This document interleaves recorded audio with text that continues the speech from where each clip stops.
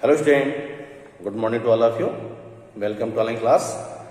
Student, now I am going to start a new chapter, chapter 6, air and atmosphere. You know about the air? You know, we cannot see air, but it present in all around. Air is the mixture of many gases like oxygen, carbon dioxide, water vapor, dust particle. Clear? So air is the mixture of many gases. And student, you moving air is known as the wind. So question is, what is the importance of air? All the living beings, plant and animal, all the living beings need air. Like human beings, animal, they need oxygen. And question, how they get oxygen from the atmosphere? In the form of air. Similarly, like a plant need carbon dioxide. So question, how the plant get the carbon dioxide? By air. So all the living beings, all the plant, all the animals, everything need oxygen, air and carbon dioxide. Clear? Like the solid, liquid, gas. And what is the importance? Student, without food, we can survive more than 2 weeks. Without water, we can survive more than 1 week. But without air, without oxygen, is possible to survive? No. Within 2 minutes, we will die in the absence of oxygen. So all the air, our atmosphere mixed with the many gases. Clear? That air is present around us. How we show that? You can see, first to take one bucket and fill with the water. Means you need one bucket, water and one empty bottle. Just you take bucket, fill with the water and take one empty can and push inside the water. Clear? After a few minutes, we seen that water enter in the bottle, but some air bubbles coming outside. So question is, how the air coming from the water? It came from the bottle. So empty bottle means it's not empty. It contains air. Because when we push the bottle inside the water, then when water enters the bottle, then air comes the outside. It's so that everywhere air are present. Okay, student? So question is, air is a mixture or element? So air is a mixture. It's a mixture of many gases, already I told. So in the ancient time, the scientists confused that air is the mixture or an element. So in the 1674, one scientist, John Mayo, an English chemist, showed that air consists of two components, one of which is active and other inactive gas. So what is the active and what is the inactive gas? You know, friend, active gas means oxygen. Because you know, all the things need oxygen. Without oxygen, no anything burn. So for combustion, for burning, we need oxygen. And you know what is the nitrogen? Nitrogen is the inactive gas.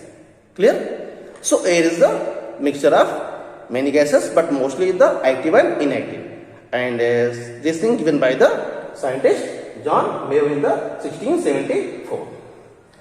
After that, Antoine Lavoisier, the other scientist, a French chemist, found that in 1789 that the ratio of these components in the 1:4. Clear? So John Mayo given that means the air is a mixture of two types of gases, one active, other inactive. And Antoine Lavoisier given that is the mixture of two gases and their ratio 1:4 in the volume. So see student, is the one chart. It shows the percentage of different gases in the air.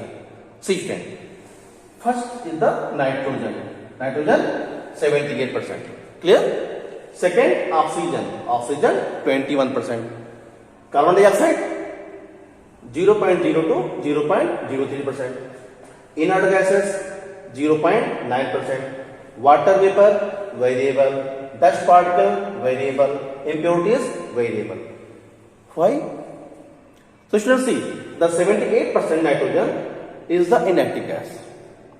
You know, student, all the animals, they're not able to take directly nitrogen from the atmosphere. We will discuss later. Clear? Oxygen, 21% is the life for all the human beings, life gases. Carbon dioxide, 0.02, 0.03%. Why? It depends on the area. Suppose that in the hilly areas, okay, percentage of carbon dioxide are less because no pollution, less factories. But if in the any metro cities, the percentage of carbon dioxide are more. Why? Because of the many vehicles, many factories. Clear? So from factories, from the chimneys, many harmful gases release. That's why in the metro cities, the percentage of the carbon dioxide are more. Clear? Similarly, inert gas. You know inert gas? Inert gas are chemically unreactive. You know the name? See, like helium, neon, argon, krypton, xenon. So question, why they name the inert gas? You know, because inert gas are inactive. Why inactive? Because their outer cell fulfilled with the electron. See, like helium. Helium, atomic number 2. You know, when you make the figure of helium, see, the outer cell contains 2 electrons. Clear? It's the inactive gas. Why? Because it contains the 2 electrons. And remember, student, in inert gases, only the helium is the one element who contain 2 electrons in their outermost cell. Other gases, see, like neon, atomic number 10. When we do the configuration, when we distribute the electron in the different cell, so in the first cell, it contains 2 electrons, second contains 8 electrons. So see, in the last topic we studied about the distribution of electrons in the different cell. You know, student, like see,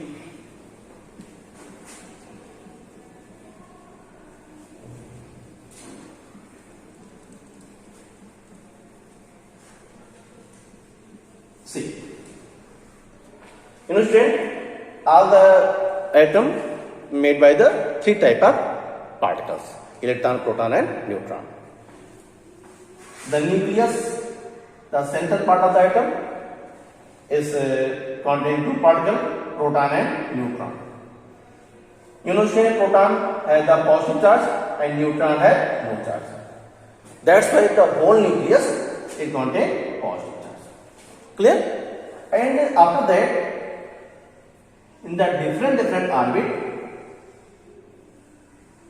the number of electrons are different which move around the nucleus. Clear? So the first cell is known as the K cell, second L, then M, then N. Total 7 orbit. 7 orbit, 7 energy level. So according to the number of electrons, they distribute in the first, second, third cell. Clear? And in the first cell, you know how many electrons? Total capacity 2 electrons. Position K, 2 electrons. Clear? Then L. Second orbit is the 8 electron. M, 18 electron.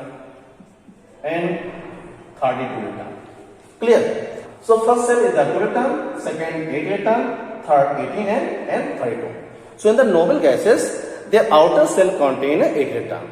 See, like helium, atomic number 10. Distribution is the first cell 2 electron and second 8. Clear? Similarly, see the other element like argon. See, argon, atomic number 18. 2, 8 and 8. Then outer cell contain 8 electron. So in the noble gases, their outer cell contain the 8 electron. That's why such gases are inert gases. And you know, student, in the chemical reaction, only electron participate. And maximum in cases the outermost electron. means the electron who present in the outermost cell, it participate in the chemical reaction. And you know student, in the chemical reaction, they gain electron or they lost electron or they share the electron. Clear? So when they share the electron, see, if their outer cell, suppose that, see, atomic number 6, atomic number 8, combination 2 and 6. Then outer cell contain 6 electron. So remember, if any element, if their outermost cell contain less than 4 electron, if it contain 1, 2 or 3 electron in the outermost cell, it lost. And when it lost, it contain positive charge. We'll discuss later. And if it's the 4 electron, because you know, like in the mathematics, when we making the rounding number, like from 71 to 80. Clear? 71 to 80. So what is the rounding number of 71? 70.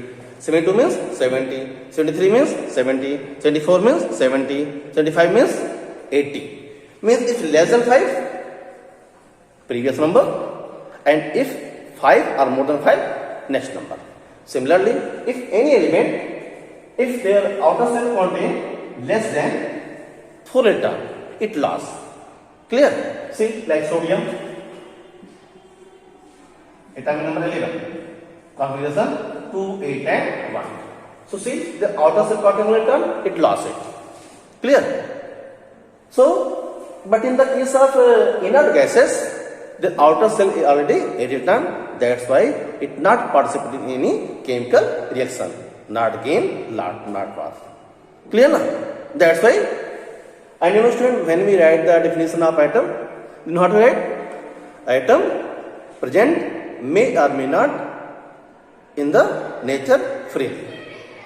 What is the may or may not? Only the noble gas freely in the nature. Clear? So these are the many nitrogen, oxygen, carbon dioxide, inert gases. Water vapor. Water vapor means, you know, from the water bodies like lakes, ocean, sea, the water absorb the sunlight and change the water vapor. It also variable. In the desert area, the water vapor are different, and in the other areas, water vapor are different. Similarly, see the dust particle. It also variable. Why? Because the dust particle, the metro cities, industrial areas, on that particle, dust particle are more. But in the, if you see in any hilly areas, the dust particle are less. Clear? Similarly, impurities. Impurities means it contain many things. Means it contain the many harmful gases.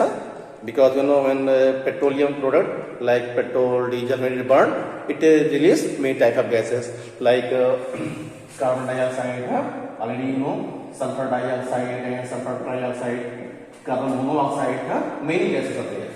Clear? So it mix up in the atmosphere. It also variable. Same thing, because in the industrial areas, the number of factories are more, the number of vehicles are more. But in the hill areas or in the village areas, their number of vehicles and industry are less. Clear? So student, after that, now we are going to discuss the importance of nitrogen. Clear? So see student, nitrogen, I told already is the 78% in our atmosphere. So question is, what is the use of nitrogen? So first is the helping protein synthesis. You know student about the protein? What is the use of protein in our life? You know? Listen. You know our body made by cells. Yes or no? Cells join together from the tissue. Tissue join together make organ. Many organ they join together and form a organ system.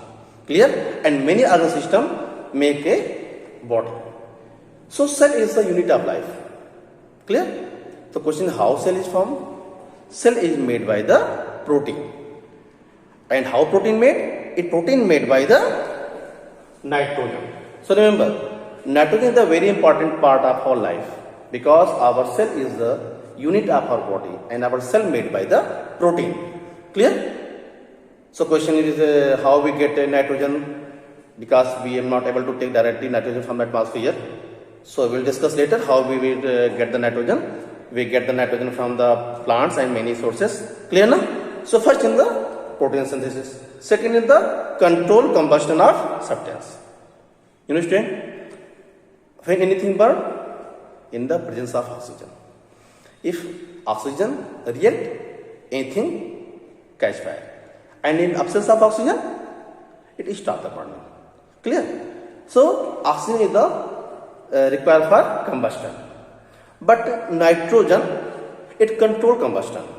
That's why in the fire extinguisher cylinder, it already contain the nitrogen. Because when any places you see, when anything catch fire, then what we use one red cylinder, clear? It contain the nitrogen. Because when we spray the nitrogen, then it cover a burning material, clear? And it disconnect the oxygen from the atmosphere, clear? So it control the combustion, clear? So students, there are some points about the nitrogen. So next point we discuss later. Okay, thank you.